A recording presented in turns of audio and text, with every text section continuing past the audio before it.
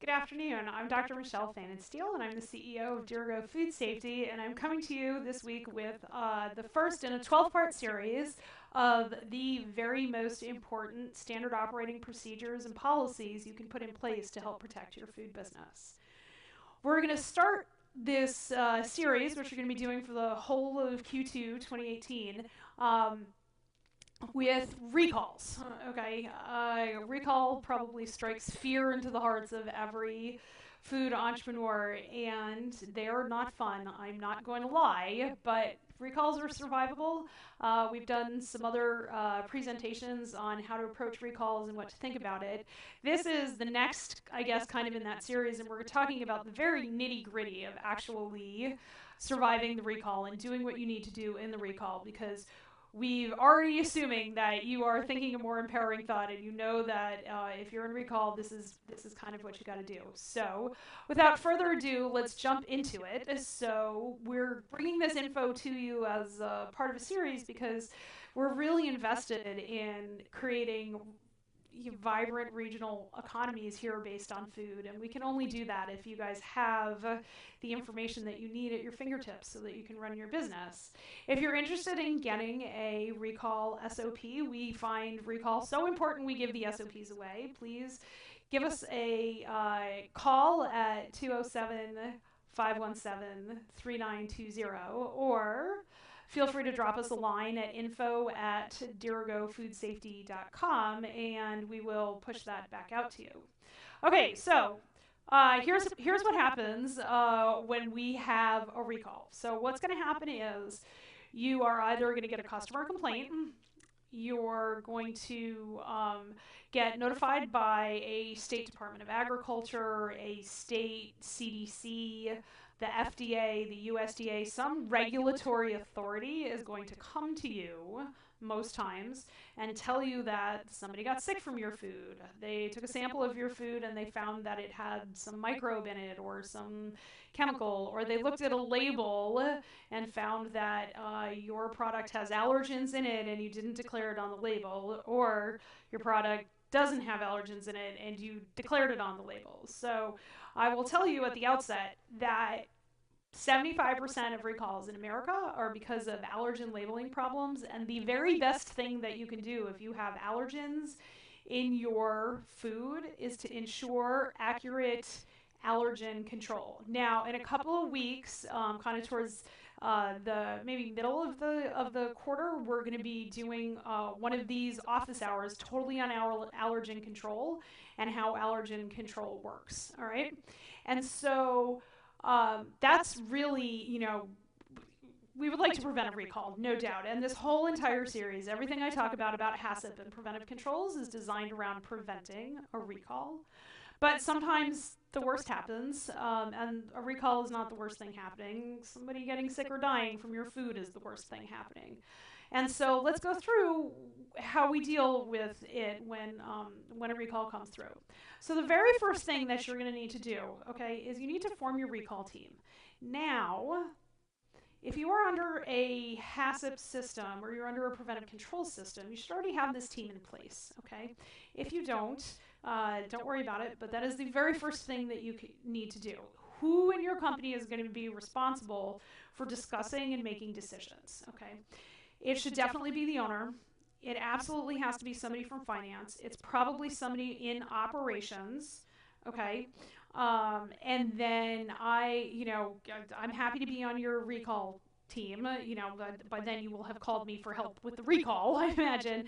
And then you need, I would recommend having both a food safety lawyer, and we can recommend one if you'd like, and corporate counsel. It's incredibly important that you have corporate counsel, because often the fallout of the recall has to do with your supply chain or with litigation from people who have gotten sick from your product, and you need corporate counsel for that. Okay, so once you have been notified about a lot that's contaminated, or somebody's gotten sick from your product or that sort of thing, you have to do what's called a health hazards assessment, okay? And your health hazard assessment says, What went wrong, and what's the effect on the public health? Can people die from this? Will they just get sick from it? Who's potentially affected? Do you sell to school children in the school lunch program, elderly people in an old age home, anything like that?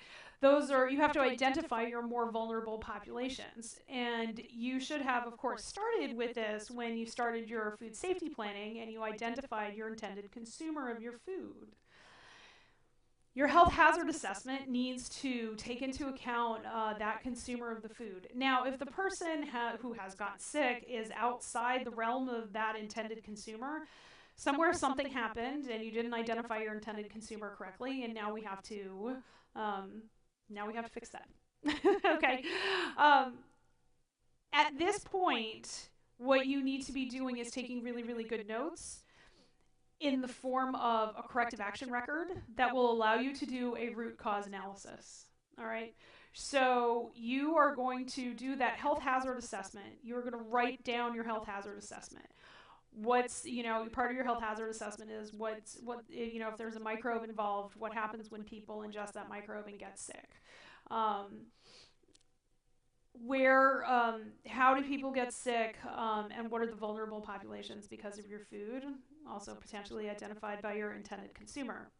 Once you have that information, okay, we do what's called a recall decision. You make a go, no go decision. All right, you are either going to do a recall or you are not going to do a recall. Okay, if the authorities are coming and telling you need to do a voluntary recall, it's very, very hard to get out of doing that. And you can make it voluntary, or for the first time in history today, the FDA announced a mandatory recall of a supplement product. This is the first time they've used their mandatory recall authority, and they used it on a outfit out west. Okay, know that the FDA can mandatorily recall you. The USDA cannot mandatorily recall you, but they can do a lot of things to damage your business and make sure people don't eat food they consider adulterated. All right, and so if the authorities are talking to you and asking you about a recall, in all likelihood you're going to have to recall, and if you don't, there will be other effects associated with that. Okay, so we do our recall decision. Once we've made our recall decision here, okay, then we have to work on what we have notifications. If you could read that back there. We create notifications, we write letters, we write press releases, and we get in touch with the authorities that are responsible for those, keeping track of what recalls are going on where. So the FDA has recall coordinators, the USDA has recall coordinators, every state has a recall coordinator. Okay. It's really important that you know who these people are so that you can contact them. And they expect to be updated very frequently about the recalls. All right? So we notify them, we get press releases out, and we create a list of what's called consignees. That is everybody who bought your food. All right? At the same time we are doing that, other people on your recall team are creating a list of all the products of that lot number and the lot numbers of any potentially affected products so that you can match up what you produced to who you sold it to, okay, and how much. Because what you have to do is you have to do what we call recall accounting. And you have to match up, I sold, 20 tons of sausage to ABC retailer, and then ABC retailer has to acknowledge receipt that they received 20 tons, and they've done what with it? They've sold 15 tons of it, and they still have 5 tons of it. They've processed and sold all 20 tons of it, whatever it is that you're talking about. Okay, you have to be able to find out where all of that product is. You must also make a decision about whether or not they are going to hold it there at the retail location or they're going to send it back to you. The conservative decision is that you are going to get it back and you are going to reimburse them for the costs associated and all that sort of stuff. That's why we need corporate counsel on the recall team, because you need to be making those decisions with finance and corporate counsel. Next, if you are getting food back, you have to determine where that food's going to go. Okay, you can't bring that food back into your food production facility. So you need to go find a warehouse with lots of big tags that say QA hold, recalled material, and you must keep it there because you can't get rid of it until your authority, the FDA, the USDA, the State Department of Agriculture, or whomever, tells you you can get rid of it, all right? And they generally have to document that destruction. you have to do that recall accounting and report it to your authority every single day. Okay, so if you are recalling 1,000 pounds of breads and you sold it to 5 different people, okay, so each consignee got 200 pounds. At the end of the first day, you have to report how many pounds you have accounted for. At the end of the second day, you have to report how many pounds you have accounted for. And those reports are due to your recall authority by the end of the day. Okay?